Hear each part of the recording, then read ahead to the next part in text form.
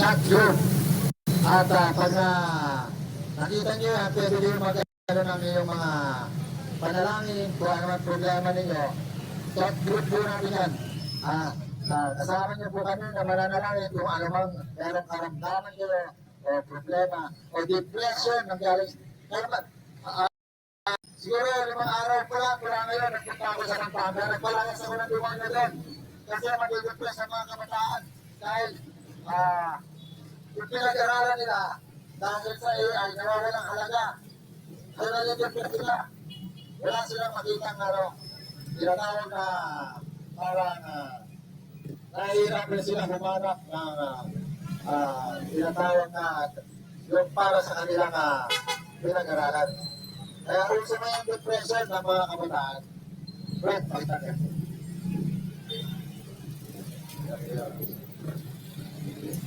So ngayon po, ganun ang ating At yung mga kabataan na nag-go-go sa computer, tandaan nyo, wala nang pinaka matinding anime kundi si Jesus Christ. Kasi si Jesus Christ ay wala pa si Superman, si Jesus Christ. Laser beam na ang mata, naglalagab-lag na. Wala pa yung 2,000 years ago pa. Si Jesus Christ, may stalback na 2 talim na lumalabas sa bunganga. O sinong anime na ganyan? Hindi na inahawakan ni Jesus Christ yun. At tinatawag na nagliliwanag na tumutunaw ng mga bagay. Sinong anime na ganyan? Kaya ang pinakamatinding anime, si Jesus Christ. Kaya huwag kayong maano na ang Bible nakakaboring.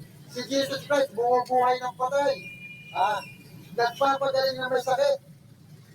Nagpapagaling ng mga maraming libong tao. Sino nga anime ang gumagawa niya? Lumilipad si Jesus Christ.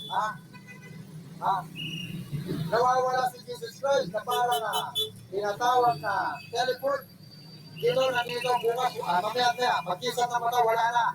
Nandito na sa heaven. Sino mga kagawa ng anime na ganyan? Kaya si Jesus Christ po ang matinding anime.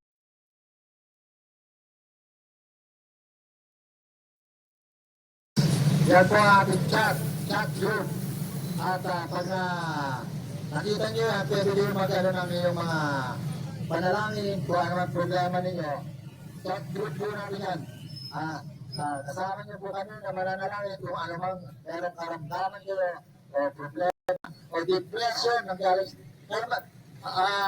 Siguro 5 araw pa lang, mula ngayon, nagpunta ako sa Pampanga. Nagpalayas ako ng demonyo doon.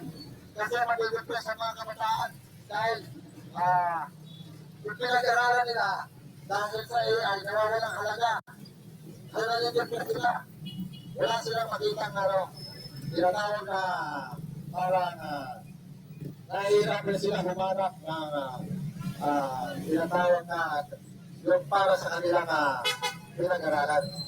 Kaya kung sa mga depression ng mga kabataan, Brett, pagtagal.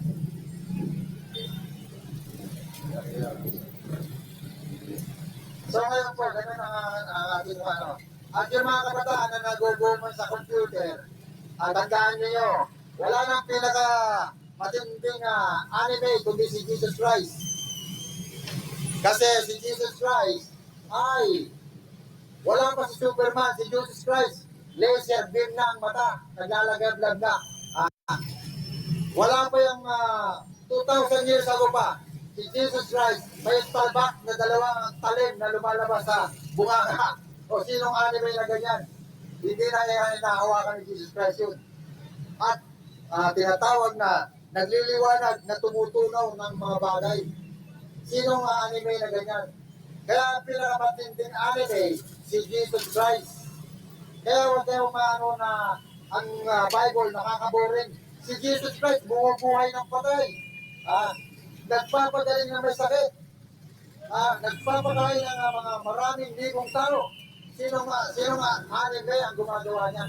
Lumilipad si Jesus Christ. Nawawala si Jesus Christ na parang tinatawag na teleport. Dito, nandito, bukas, mamaya, magkisat na mata, wala na. Nandito na sa